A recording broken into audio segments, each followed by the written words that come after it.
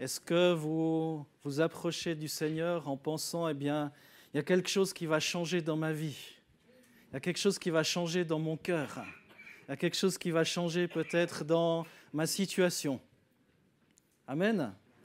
Ce matin, eh bien, en me levant, tout ne s'est pas passé comme prévu. Je suis rentré relativement tard, on avait un mariage hier soir. On est rentré très tôt ce matin et en me levant, tout ne s'est pas passé comme prévu. Et je me suis dit, waouh, d'abord, ce n'était pas waouh, mais c'est un petit peu la moutarde qui montonnait, vous savez. Déjà, mon PowerPoint ce matin, je ne sais pas ce qui s'est passé, c'est la première fois que ça m'arrive. Toutes les dias étaient mélangées, il y avait un mélange, je me suis dit, super. En arrivant ici, il y a différentes choses aussi qui ne fonctionnaient pas. Il a fallu vite se dépêcher pour que vous soyez bien accueillis. Et maintenant, je me dis, mais peut-être que le Seigneur veut agir. Il y a des choses qui se passent dans les lieux célestes. Il y a peut-être qu'on dérange aussi d'une manière ou d'une autre. Forcément, lorsqu'on se réunit au nom du Seigneur Jésus, eh bien, on dérange. Et je crois que Jésus veut agir. Jésus veut agir dans votre vie, j'en suis persuadé. Que ça soit lié à peut-être différentes oppositions, vous en avez peut-être vécu ce matin en vous levant, que ce soit... Ou alors même si tout va bien, qu'il n'y a pas d'opposition dans votre vie, je crois que Dieu veut encore vous bénir plus. Dieu veut encore vous bénir plus. Le message que j'ai choisi ce matin, je l'ai intitulé « Soyez reliés au Saint-Esprit ». Au début du mois, j'ai apporté un message sur l'importance de confier notre vie à tous, à Dieu, afin qu'il nous conduise. Et j'avais cité ce psaume 32, verset 8, où David va dire « Je t'instruirai », ou plutôt c'est Dieu qui se révèle à David et qui dit « Je t'instruirai et te montrerai la voie que tu dois suivre, je te conseillerai et j'aurai le regard sur toi. » J'aurai le regard sur toi. Déjà là, vous êtes bénis. D'accord ?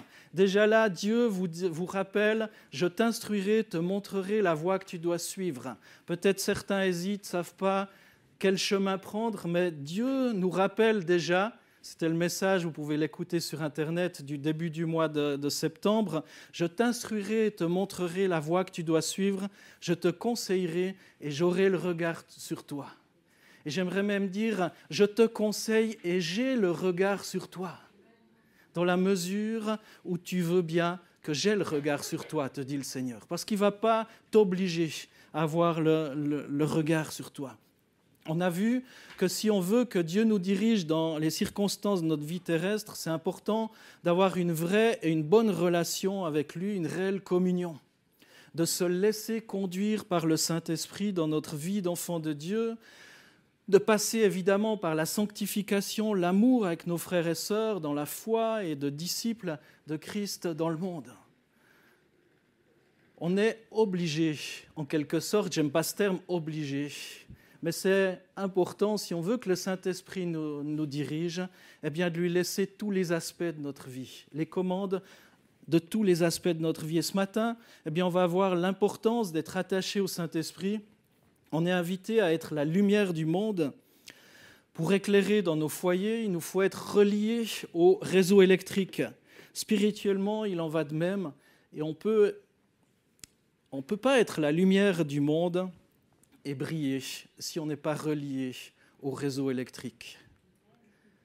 Sous la chaise où j'étais assis, il y a une prise électrique.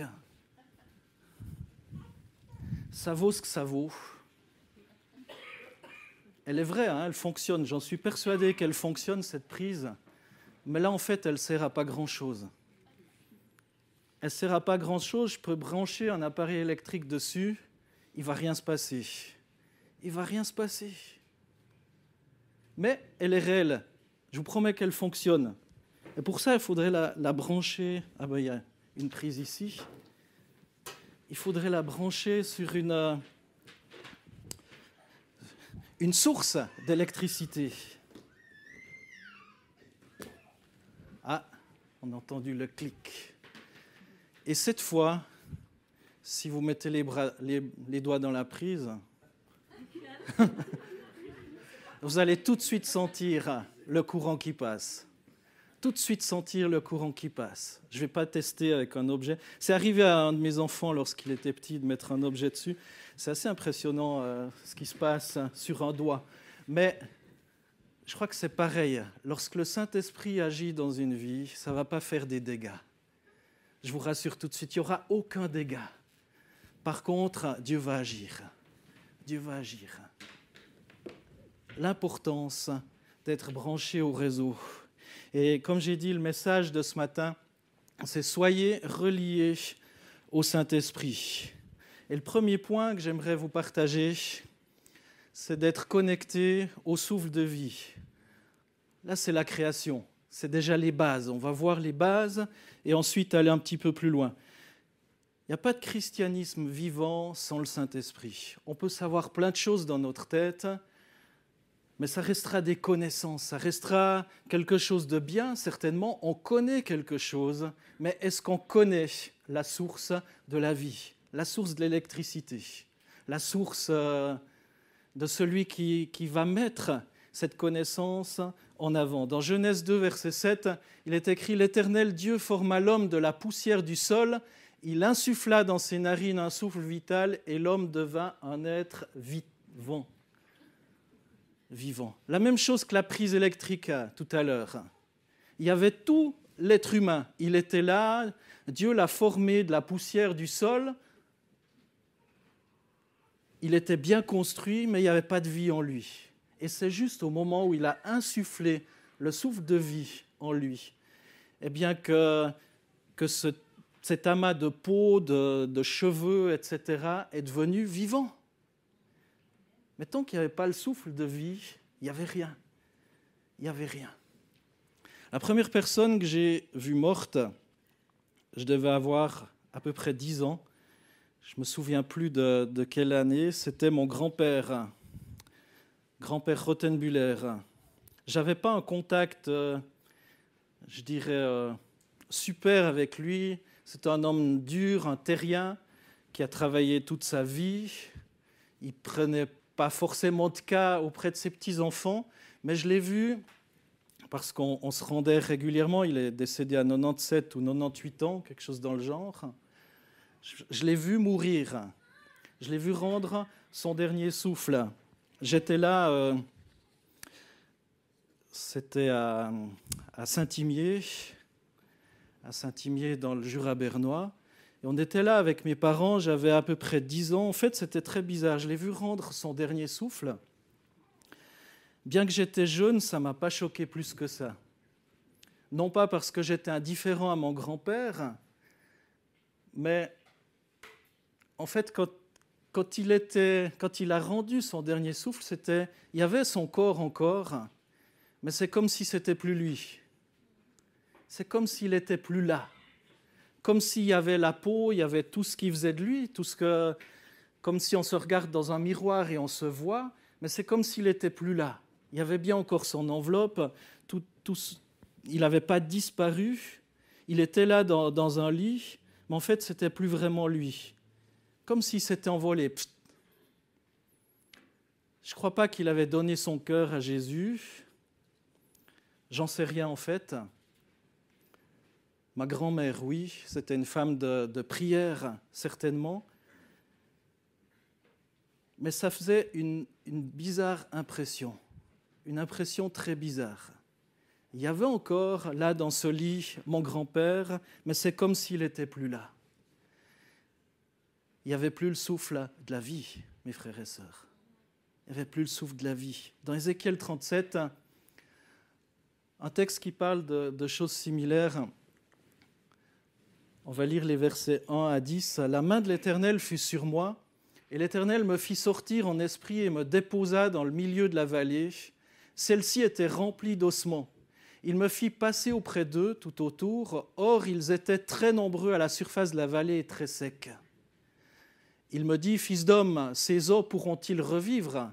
Je répondis, « Seigneur éternel, c'est toi qui le sais. » Il me dit, « Prophétise sur ces eaux, tu leur diras, « Ossements desséchés, écoutez la parole de l'Éternel. Ainsi parle le Seigneur l'Éternel à ces eaux. Voici que je vais faire venir en vous un esprit et vous vivrez. Je placerai sur vous des nerfs, je ferai pousser de la chair sur vous, je vous recouvrirai de peau, je mettrai en vous un esprit et vous vivrez, et vous reconnaîtrez que je suis l'Éternel. » Verset 7, « Je prophétisais selon l'ordre que j'avais reçu. Et comme je prophétisais, il y eut un bruit, et voici qu'il y eut un frémissement, et les os s'approchèrent les uns des autres. » Il faut avoir le cœur bien accroché. Hein. Ça serait le sujet d'un film, peut-être. Peut-être qu'on célébrerait le service funèbre de quelqu'un qui a le cœur pas très bien accroché. Verset 8, « Je constatai qu'il y avait des nerfs sur eux. La chair se mit à pousser et la peau les recouvrit par-dessus, mais il n'y avait point en eux d'esprit. » Et c'est là que je veux en venir. Il me dit, prophétise et parle à l'esprit, prophétise, fils d'homme. Tu diras à l'esprit, ainsi parle le Seigneur l'Éternel, esprit vient des quatre vents, souffle sur ces morts et qu'ils revivent. Je prophétisais selon l'ordre qu'il m'avait donné, et l'esprit vint en eux. Ils reprirent vie et se tinrent sur leurs pieds. C'était une très grande armée. Il y avait comme la recréation de ce qui ont été ces personnages. C'était une armée. Ils ont été recréés. Tout a été remis en ordre. La chair a poussé, les nerfs ont poussé.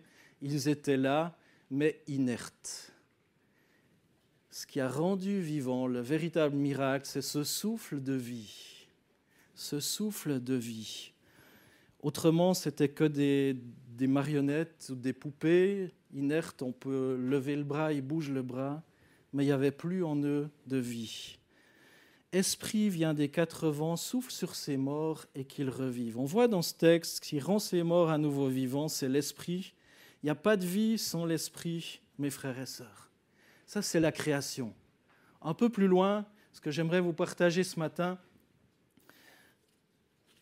c'est quasiment identique, vous remarquerez. Premier point, connecté au souffle de vie, souffle de vie, ce qui nous rend vivants, la création. Deuxième point, connecté au souffle de la vie, avec un V majuscule, l'Esprit Saint. L'Esprit Saint. Dans Jean 14, versets 15 à 19, il est écrit « Si vous m'aimez, vous garderez mes commandements, et moi je prierai le Père, il vous donnera un autre consolateur qui soit éternellement avec vous. L'Esprit de vérité que le monde ne peut pas recevoir parce qu'il ne le voit pas, il ne le connaît pas, mais vous, vous le connaissez parce qu'il demeure auprès de vous et qu'il sera en vous. Je ne vous laisserai pas orphelin, je viens vers vous encore un peu de temps et le monde ne me verra plus, mais vous, vous me verrez parce que moi je vis et que vous aussi, vous y vivrez. » Jésus est en train de dire dans ce texte bien des choses, on pourrait en parler pendant des heures, mais Jésus est en train de dire, vous voyez le Saint-Esprit, mais le Saint-Esprit n'est pas encore en vous. En d'autres termes, vous le voyez au travers moi. Jésus était avec ses disciples, il disait, vous le voyez agir, vous le voyez faire des miracles, vous le voyez. Mais bientôt, dans peu de temps, l'Esprit sera en vous. C'est à la Pentecôte. Bientôt, ça ne sera plus quelque chose d'extérieur, mais le Saint-Esprit veut agir dans votre vie. Il faut se mettre dans le contexte où Jésus parle. Jésus est en train de parler à ses disciples. Il dit l'Esprit de vérité que le monde ne peut pas recevoir parce qu'il ne le voit pas et ne le connaît pas. On est obligé de passer par Jésus-Christ. Obligé de passer par Jésus-Christ et on va aller un peu plus loin. Dans ce texte, je développerai encore un tout petit peu ça. Verset suivant, versets 23 à 26, toujours dans Jean 14, Jésus lui répondit, « Si quelqu'un m'aime, il gardera ma parole et mon Père l'aimera. Nous viendrons vers lui, nous ferons notre demeure chez lui. » Donc Dieu, Père, Fils, Saint-Esprit, nous viendrons vers lui, nous ferons notre demeure chez lui. Verset 24, « Celui qui ne m'aime pas ne garde pas mes paroles, et la parole que vous entendez n'est pas de moi, mais du Père qui m'a envoyé. Je vous ai parlé de cela pendant que je demeure auprès de vous. Mais le Consolateur, le Saint-Esprit que le Père enverra en mon nom, c'est lui qui vous enseignera toutes choses et vous rappellera tout ce que moi, je vous ai dit. » Verset 15 qu'on a lu, si vous m'aimez, vous garderez mes commandements. Si vous m'aimez, vous garderez mes commandements. C'est important de savoir, important de connaître cette parole. Les commandements, c'est quoi, vous me direz? Vous les découvrez dans ce livre merveilleux qui est la Bible. Si vous m'aimez, vous garderez mes commandements. Je pourrais faire une liste de plein de commandements. On connaît peut-être les 10 commandements. Mais comme j'ai dit tout à l'heure, le plus important, ce n'est pas de connaître, de savoir dans notre tête ces choses-là. Mais c'est de les vivre, les intérioriser. Il dit un autre consolateur au verset 16. Jésus était comme un consolateur aussi pour ses disciples, pour les Juifs de l'époque. Je m'en vais, mais je vous donne un autre consolateur. J'arrive. Il y avait Jésus, mais il dit, ça sera mieux encore. Il y a un autre consolateur qui va venir, l'Esprit de vérité. L'Esprit de vérité, verset 17, l'Esprit de vérité que le monde ne peut pas recevoir. Parce que vous m'avez reçu, parce que vous m'avez accueilli dans votre vie, parce que vous avez accueilli Jésus-Christ, il y a quelque chose de plus pour vous. L'Esprit de vérité. Il demeure près de vous. Il leur dit, comme j'ai dit, il demeure près de vous.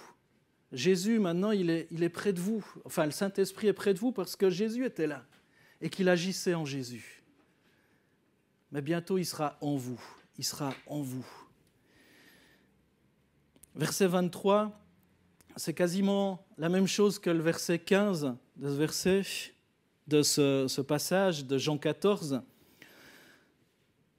Si quelqu'un m'aime, il gardera ma parole. La même chose, si vous m'aimez, vous garderez mes commandements. Dans un même chapitre, il y a différentes répétitions. Jésus va dire, je ne vous laisserai pas orphelin, au verset 18.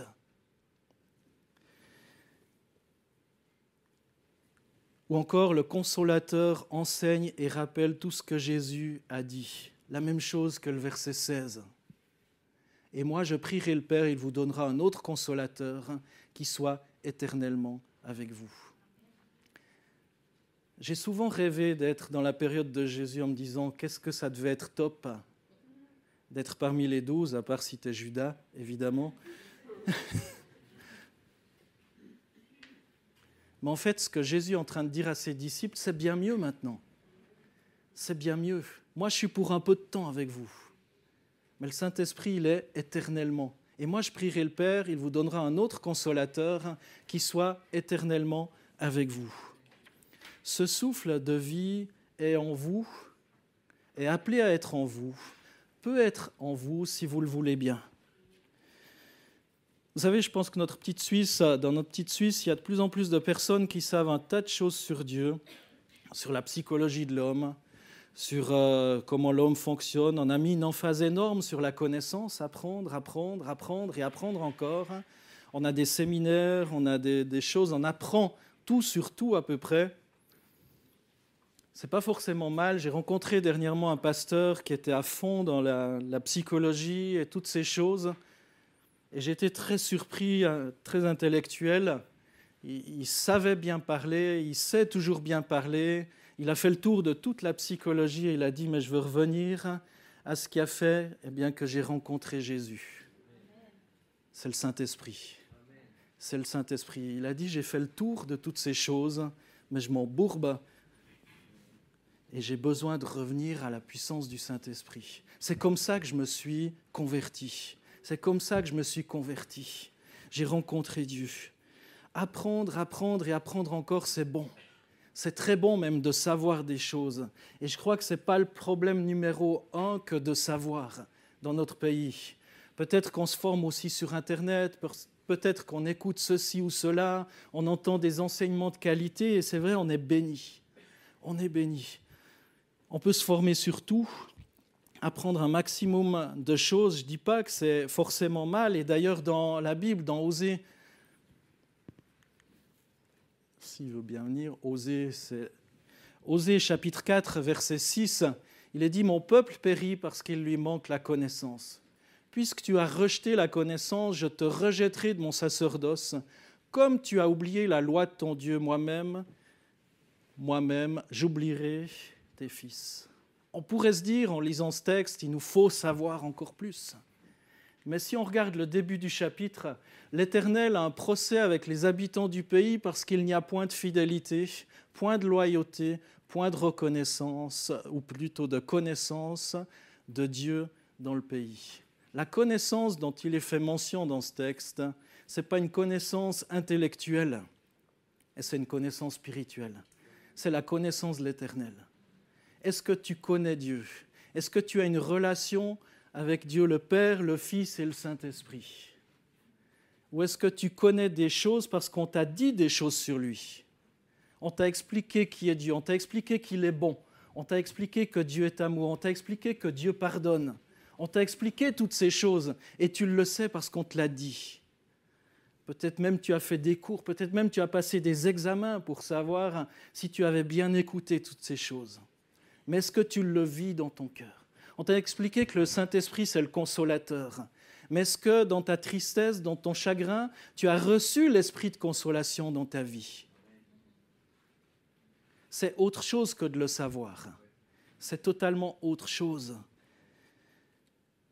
Paul dit dans 1 Corinthiens 8, verset 1, que la connaissance gonfle d'orgueil, mais l'amour construit.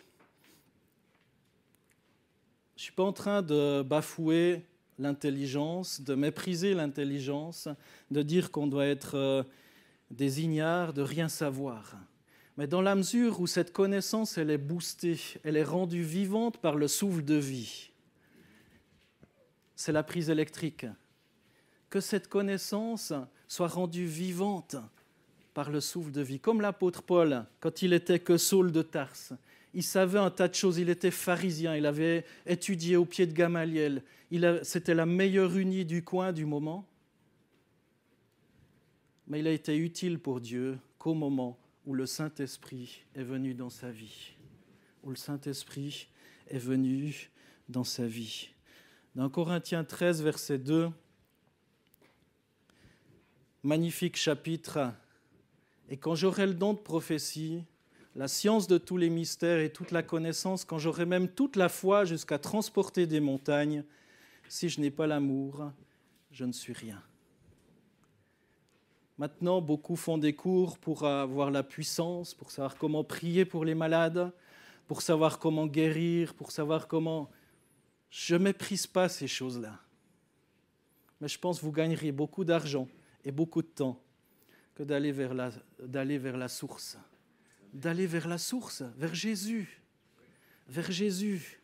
C'est Jésus qui va vous donner ça. Ce n'est pas une technique humaine. Ce n'est pas le pasteur Struckmuch ou un tel. Oui, c'est un nouveau nom. Bon, ça vaut Rottenbuller. Peut-être vous savez bien des versets de la Bible par cœur et je vous encourage, c'est très bien. Je ne peux que vous encourager à ça, on y est encouragé et j'en sais pas assez. Et j'aimerais être imbibé encore plus de la parole de Dieu. Il faut le savoir.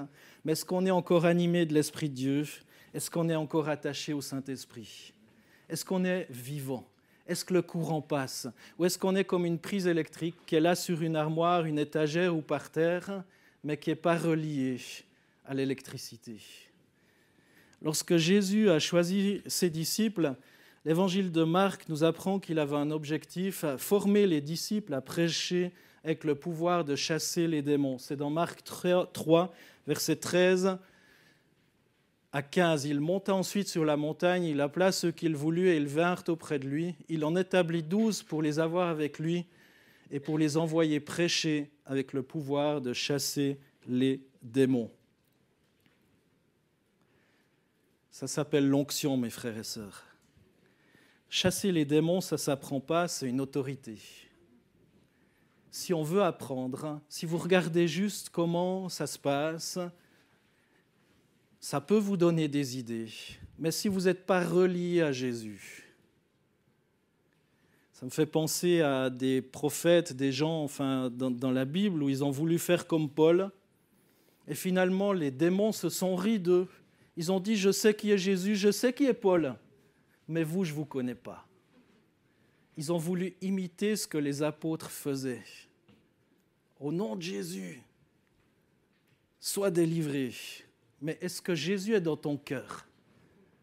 Est-ce que Jésus est dans ton cœur? Pour dire au nom de Jésus. C'est très différent que de dire abracadabra. Au nom de Jésus. Tu peux dire au nom de Jésus dans la mesure où tu es connecté à Jésus par son esprit. Au nom de Jésus. Acte 1:8, vous recevrez une puissance, le Saint-Esprit survenant sur vous, et vous serez mes témoins à Jérusalem, dans toute la Judée, dans la Samarie et jusqu'aux extrémités de la terre. Il est très important ce verset. Beaucoup de personnes disent « mais moi je ne sais pas témoigner, moi je ne sais pas parler ». Et j'en faisais partie. Je n'avais pas la parole facile. Mais c'est qui qualifie? Est-ce que c'est la connaissance? Est-ce que c'est les études? Je n'ai jamais fait l'université. C'est qui qualifie? Je ne dis pas que ce n'est pas important de le faire, de nouveau, qu'on ne comprenne pas mal. Mais là, dans ce texte, il est dit « Vous recevrez une puissance, le Saint-Esprit ». Il y a tout. Il y a tout là-dedans. Mais si ce n'est pas connecté au réseau, il y a tout dans ta vie pour être connecté au Saint-Esprit. Mais si tu n'es pas connecté au Saint-Esprit, Dieu ne peut pas agir. Vous recevrez une puissance, le Saint-Esprit survenant sur vous, et vous serez mes témoins à Jérusalem, dans toute la Judée, dans la Samarie et jusqu'aux extrémités de la terre. Peut-être Dieu ne t'appelle pas à aller dans ces pays-là. Dieu ne t'appelle pas à aller à l'étranger pour être un témoin, mais Dieu veut que tu sois un témoin à Fuy, à Chamozon, à Lettron, à Martigny, à Saxon, dans le Val-de-Bagne, là où vous êtes. Tu recevras une puissance, je recevrai une puissance, le Saint-Esprit survenant sur moi pour être le témoin là où j'habite, sur mon lieu de travail. Et peut-être plus loin, si Dieu le veut. Mais dans tous les cas, c'est Dieu qui te qualifie. Ce n'est pas plein d'enseignements, plein de séminaires qui vont faire de toi un être connecté au Seigneur. Ce n'est pas la prière de grands hommes de Dieu, même si elle est importante, cette prière, ça peut être un impact momentané. Mais si après tu méprises ta relation avec le Seigneur, si tu te déconnectes, tu enlèves la prise, ça ne va rien changer. Jésus va dire dans Jean 16, verset 7, « Cependant, je vous dis la vérité, il est avantageux pour vous que je parte, car si je ne pars pas, le Consolateur ne viendra pas vers vous. Mais si je m'en vais, je vous l'enverrai. Et quand il sera venu, il convaincra le monde de péché, de justice et de jugement. De péché parce qu'il ne croit pas en moi, de justice parce que je vais vers le Père et que vous ne me verrez plus, de jugement parce que le prince de ce monde est jugé. » On voit dans ce texte que le but, eh bien, ce ne sont pas les miracles. Le but, et on le voit, c'est que Jésus aime les gens. Jésus aime les gens. Certains viennent dans des réunions parce qu'ils aiment une atmosphère. Il y a de la lumière, il y a des vibrations. Moi, on m'a dit qu'à certains endroits, il faut que tu ressentes les basses dans ton cœur, que ça fasse boum, boum, boum, puis que ça vibre. Si tu n'as pas ressenti les basses dans ton cœur, c'est comme si tu n'as pas vécu un temps de louange. Alors ça peut être bon. Mais même s'il n'y a pas de basse, Dieu veut agir. Qu'il y ait des basses ou pas de basses, de la contrebasse ou autre chose, Dieu veut agir. Il est avantageux pour vous que je m'en aille. En fait, mon rêve d'être avec Jésus, c'était très limité. C'était très limité parce que Jésus dit « mais c'est avantageux pour vous que je m'en aille. C'est avantageux pour vous que je m'en aille. Parce que si je ne m'en vais pas, le Consolateur ne viendra pas vers vous. Mais si je m'en vais, je vous l'enverrai. » Est-ce qu'on est connecté par l'intelligence au Saint-Esprit, à Dieu, ou est-ce qu'il est véritablement celui qui met en mouvement notre foi?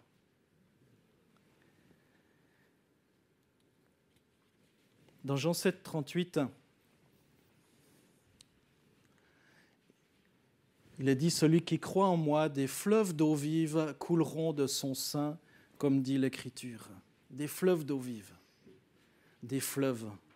Est-ce qu'il y a un fleuve d'eau vive qui coule de votre vie? Celui qui croit en moi, des fleuves d'eau vive couleront de son sein, comme dit l'Écriture. Des fleuves qui produisent la vie autour d'eux. Celui qui croit en moi. Ce n'est pas dit que tu vas faire des miracles. Il y a d'autres textes qui le disent. Ce n'est pas dit que tu vas faire ceci ou cela.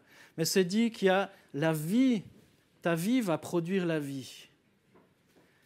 Ta vie va produire la vie autour de toi. Il y a une plénitude, un débordement qui se manifeste et qui va impacter d'autres personnes. Des fleuves d'eau vive couleront de ton sein. Est-ce qu'il y a des fleuves d'eau vive qui coulent dans ta famille au travers de toi? Est-ce qu'il y a des fleuves d'eau vive qui coulent sur ta place de travail au travers de toi? Des fleuves d'eau vive. Est-ce qu'il y a des fleuves d'eau vive qui coulent dans ton église parce que tu es là, parce que tu fais la différence, parce que tu es rempli du Saint-Esprit? Vous imaginez si on est tous visités et remplis du Saint-Esprit, les temps de louange et d'adoration qu'on vivra. Ça va dépasser juste la proclamation qu'on peut faire. On va un peu plus loin.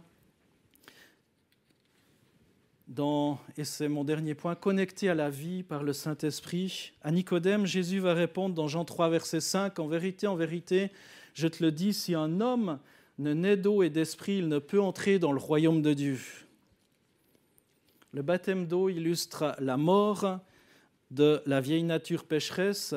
Tant que la vieille identité ne meurt pas, il n'est pas question d'en recevoir une nouvelle. En vérité, il est très important ce verset, mes frères et sœurs. En vérité, je te le dis, si un homme ne naît d'eau et d'esprit, il y a le baptême d'eau, il y a le baptême du Saint-Esprit. Si un homme ne naît d'eau et d'esprit, il ne peut entrer dans le royaume de Dieu. Pour naître de nouveau, on doit être lavé, purifié. Notre vieille nature est appelée à mourir. Notre nature charnelle est appelée à mourir. Ensuite, on sera prêt pour l'étape suivante, naître du Saint-Esprit, naître de l'Esprit. Dieu va pouvoir, alors qu'on est comme recréé, revisité par Dieu, mettre ce souffle de vie en nous.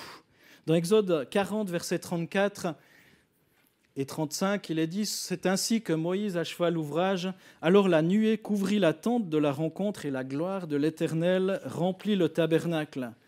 Moïse ne pouvait pas entrer dans la tente de la rencontre parce que la nuée demeurait sur elle et que la gloire de l'Éternel remplissait le tabernacle. » Est-ce que ce matin, la gloire de l'Éternel est palpable, est visible, est présente dans ces lieux? Amen. Mais je crois qu'elle est appelée à se développer encore. À se développer encore. La gloire de l'Éternel, là, il ne pouvait même pas approcher Moïse. Et pourtant, c'était le leader, celui qui dirigeait le peuple.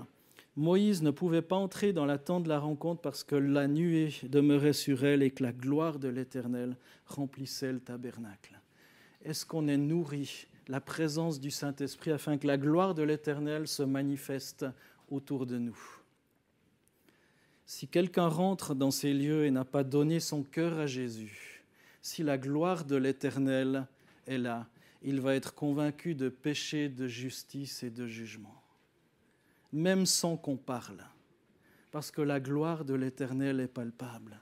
J'étais dans un lieu une fois, dans une église, où j'étais saisi par la gloire de l'Éternel, dans une église vide, une grande église évangélique. Je ne sais pas ce qui s'est passé, mais j'ai ressenti la gloire de l'Éternel. Il n'y avait pas de groupe de louanges, il n'y avait pas le super prédicateur qui est connu et qu'on entend partout. J'étais seul avec 2-3 personnes pour me faire découvrir ces lieux, ces locaux. Une église de plus de 3-4 000 places. La gloire de l'Éternel était là. Si quelqu'un rentre dans ces lieux, est-ce qu'il y a la gloire de l'Éternel? Ou est-ce qu'il y a les chicanes? Est-ce qu'on est assis les uns à côté des autres et il y a des choses qui ne sont pas purifiées? Je crois que s'il y a des chicanes, de la critique, de la médisance, du non-pardon, des choses comme ça, de la colère, si la gloire de l'Éternel est vraiment manifeste pleinement, ces choses-là sont mises à nu, sont révélées, sont dévoilées. Et on est instantanément convaincu de péché, de justice et de jugement. On est appelé par le Saint-Esprit à se repentir. Ce n'est pas juste une connaissance que je suis en train de vous dire. Ça, on le sait. En théorie, vous le savez. Mais si le Saint-Esprit agit dans ma vie, dans votre vie, on va passer de la théorie à la pratique, mes frères et sœurs. Est-ce qu'on veut la gloire de l'Éternel ? La gloire de Dieu, c'est sa sainteté qui se manifeste. On trouve une longue description et prière lors de l'inauguration du temple à Jérusalem, lorsque Salomon a construit ce temple dans 2 Chroniques 6 et 7. Et à la fin, dans 2 Chroniques 7, verset 1, à la fin de cette longue prière, cette longue énumération de Chroniques 7, 1 à 3, il écrit « Lorsque Salomon eut achevé de prier, le feu descendit du ciel et consuma l'holocauste ainsi que les sacrifices, et la gloire de l'Éternel remplit la maison. Les sacrificateurs ne pouvaient entrer dans la maison de l'Éternel car la gloire de l'Éternel remplissait la maison de l'Éternel. Tous les Israélites voyant descendre le feu et la gloire de l'Éternel sur la maison, ils s'inclinèrent le visage contre terre sur le pavé, se prosternèrent et louèrent l'Éternel en disant « Car il est bon, car sa bienveillance dure à toujours ». Que de répétitions dans ce texte. Que de répétitions, la gloire de l'Éternel. Est-ce que la gloire de l'Éternel est manifeste dans ma vie ? On pourrait dire dans cette église, mais je vais plus loin. Parce que la Bible dit que notre corps est appelé à être le temple du Saint-Esprit. Si ma vie est le temple, c'est plus le temple de Salomon. C'est plus le temple de Salomon comme dans cette histoire de 2 Chroniques 7. Si ma vie est là, est-ce que la gloire de l'Éternel a rempli ma maison ? Honnêtement, je peux dire pour ma vie qu'il y a encore du job. Mais je prends la résolution depuis maintenant aussi devant vous de dire, mais j'aimerais que demain, ça soit mieux qu'aujourd'hui. Puis qu'après-demain, ça soit mieux que demain. Puis qu'après-après-demain, ça sera mieux qu'après-après-demain. Que chaque jour, la gloire de l'Éternel soit un peu plus grande. Est-ce que vous voulez prendre cet engagement avec moi aussi ce matin ? Et frères et sœurs, sans la présence de Dieu, le temple de Salomon était qu'un tas de cailloux.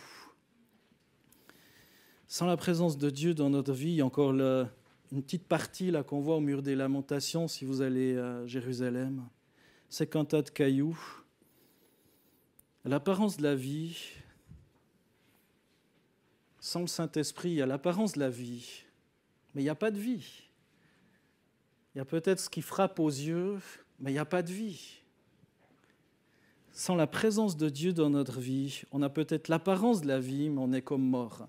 Comme cette histoire que je vous ai racontée au début. Lorsque le Saint-Esprit vient, il n'y a plus de place pour l'ancien, c'est la vie nouvelle, la gloire de Dieu qui est là. Et on va terminer avec Jésus dans Jean 1, verset 32 et suivant. Jean rendit ce témoignage, « J'ai vu l'Esprit descendre du ciel comme une colombe et demeurer sur lui. Et moi, je ne le connaissais pas, mais celui qui m'a envoyé baptiser d'eau m'a dit, « Celui sur qui tu verras l'Esprit descendre et demeurer, c'est lui qui baptise d'Esprit Saint. Et moi, j'ai vu et j'ai rendu témoignage que c'est lui le Fils de Dieu. » Jean-Baptiste, qui a baptisé Jésus, le Christ, a vu et rend ce témoignage de l'Esprit qui est descendu sur lui. À ce moment-là, Jésus avait 30 ans. Est-ce que vous avez vu Jésus faire un miracle avant l'âge de 30 ans dans la Bible ? Oui, il a parlé dans le temple à l'âge de 12 ans. Est-ce que vous avez vu Jésus enseigner avant ? Oui, ils étaient surpris qu'à l'âge de 12 ans, c'est le seul truc, mais il n'a pas fait grand-chose à part ça. Est-ce que vous avez vu Jésus, est-ce que c'est rapporté dans la Bible, vu Jésus guérir des malades avant son baptême, avant l'âge de 30 ans ? Non, c'est au moment où le Saint-Esprit est venu sur lui. Jésus est Dieu de toute éternité. Je ne suis pas en train de dire qu'il n'avait pas l'Esprit en lui. Mais si ce texte est marqué dans la Bible, c'est pour nous servir d'exemple, mes frères et sœurs. Jésus a attendu pour nous montrer l'exemple, l'âge de 30 ans, pour agir dans la vie des autres. Tant que le Saint-Esprit n'avait pas été vu descendre sur sa vie, il n'a pas fait de miracle, il n'a pas enseigné, il n'a pas changé l'eau en vin, etc. Dans Luc 4, 14 et suivant, on lit « Jésus retourna en Galilée avec la puissance de l'Esprit et sa renommée se répandit dans toute la région. » J'ai un petit peu résumé parce que le temps avance. Jésus, après son baptême, s'est rendu en Galilée avec la puissance de l'Esprit et sa renommée se répandit dans toute la région. Verset 15, il enseignait dans les synagogues et il était glorifié de tous. Il se rendit à Nazareth où il avait été élevé et entra selon sa coutume dans la synagogue le jour du Shabbat. Il se leva pour faire la lecture et on lui remit le livre du prophète Ésaïe. Il ouvre le livre et trouva le passage où il est écrit « L'Esprit du Seigneur est sur moi parce qu'il m'a oint pour guérir ceux qui ont le cœur brisé, pour annoncer la bonne nouvelle aux pauvres. Il m'a envoyé pour proclamer aux captifs la délivrance et aux aveugles le recouvrement de la vue, pour envoyer libres les opprimés, pour proclamer une année de grâce du Seigneur. » Puis il roula le livre, le rendit aux serviteurs et s'assit. Les yeux de tous dans la synagogue étaient fixés sur lui. Alors il se mit à leur dire « Aujourd'hui, cette parole de l'Écriture que vous venez d'entendre est accomplie. » Et tous lui rendaient témoignage, admiraient les paroles de grâce qui sortaient de sa bouche et disaient « N'est-ce pas le fils de Joseph ?» Jésus, quand il a été baptisé, que le Saint-Esprit est venu sur lui, c'est là qu'il s'est mis en mouvement, en d'autres termes. Avant, que faisait-il ? Il était charpentier, fils de charpentier. J'imagine qu'il n'était pas inactif, il faisait certainement plein de choses. Un peu plus loin dans ce texte, on voit, après le coucher du soleil, tous ceux qui avaient des malades atteints de divers maux les lui amenèrent. Il imposa les mains à chacun d'eux et les guérit, etc. Des démons sortaient d'eux. Lorsque le Saint-Esprit est venu sur la vie de Jésus, le Saint-Esprit était déjà là sur sa vie, il est Dieu. Mais des choses se sont passées. Et si ça s'est passé comme ça pour Jésus, je crois que ça doit aussi se passer comme ça pour nous, mes frères et sœurs. Le Saint-Esprit. Si tu ne nais pas d'eau et d'esprit, tu ne peux pas entrer dans le royaume de Dieu. Je vais conclure dans Jean 14, qu'on a lu tout à l'heure. « Et moi, je prierai le Père, et il vous donnera un autre consolateur qui soit éternellement avec vous, l'Esprit de vérité que le monde ne peut pas recevoir, parce qu'il ne le voit pas, il ne le connaît pas. Mais vous, vous le connaissez parce qu'il demeure près de vous et qu'il sera en vous. » Est-ce que ce consolateur, l'Esprit de vérité, est juste près de vous? Comme les disciples, il est près de vous. Les disciples avaient cette relation avec le Saint-Esprit au travers de Jésus. Est-ce que le Saint-Esprit est près de vous? Vous le voyez agir peut-être dans certains ministères, ce que vous pouvez voir sur Internet ou dans l'Église, des gens qui apportent des paroles de connaissance. Le Saint-Esprit est près de vous, vous le voyez agir. Mais l'étape suivante, c'est qu'il veut être en vous, mes frères et sœurs. Il veut être en vous. Certains se disent, je ne vous laisserai pas orphelin, je viens vers vous. Certains se disent peut-être, orphelin, ça nous va bien. Vous le connaissez parce qu'il est près de vous. Et Jésus dit, dans ce texte, vous l'avez vu agir au travers de moi. Vous l'avez vu chasser des démons au travers de moi, le Saint-Esprit. Vous l'avez vu lorsque j'ai guéri des malades. Vous l'avez vu lorsque j'ai confondu les religieux et les pharisiens. Vous l'avez vu maintenant, et même, vous le voyez, vous le ressentez parce qu'il est en vous. Est-ce que le Saint-Esprit est en vous? J'aimerais te poser une question ce matin, mon frère, ma sœur. Est-ce que tu es encore connecté, attaché, relié au Saint-Esprit? Ou est-ce que c'est clignotant? Si c'est clignotant, c'est bien. C'est qu'il y a peut-être une fiche à remettre. C'est peut-être un peu dévissé quelque part. Si c'est clignotant, ne te décourage pas. Va vers le divin électricien, vers le Seigneur. Il va reconnecter tout ça, remettre les choses en ordre, un peu comme mon message ce matin qui était tout embrouillé. Il va remettre les choses en ordre. Peut-être qu'il n'a jamais été même clignotant dans ta vie. Tu le sais, c'est dans la Bible, tu crois, tu sais plein de choses. Mais il n'a peut-être jamais même clignoté dans ta vie. Et ce matin, le Seigneur Jésus, par son Esprit, veut manifester sa gloire dans ta vie. Cette gloire qui veut remplir le temple de l'Éternel. Tu es le temple de l'Éternel, mon frère, ma sœur. La dimension du Saint-Esprit dans ta vie est-elle une réalité? Et ce matin, j'aimerais que personne quitte ces lieux avant d'avoir reçu cette puissance d'en haut. Ce matin, tu peux recevoir. Où est-ce que tu en es? Tant qu'Adam était qu'une masse de terre, il n'y avait aucune communion avec Dieu. Mais lorsque le souffle de Dieu, le souffle de vie est venu en Adam, eh bien, il a pu communiquer avec Dieu. Ce que Dieu cherche, ce sont des adorateurs en esprit et en vérité. Nés de nouveau, passés par les eaux du baptême, tu entres dans la réalité du royaume des cieux. Tu entres dans la vie, la vérité. C'est que comme ça que tu peux refléter Christ. C'est que comme ça que tu peux briller. C'est que comme ça. Que Jésus croisse et que tu diminues. Alors la Bible nous dit que celui qui a soif vienne. Que celui qui a soif. Qui a soif ce matin? Peut-être qu'on est un petit peu plus long que d'habitude, excusez-moi. Mais je crois que c'est tellement important, mes frères et sœurs, qu'on passe la seconde. Même la troisième ou la quatrième. Et même si tu as une voiture automatique, tu peux passer l'étage en dessus.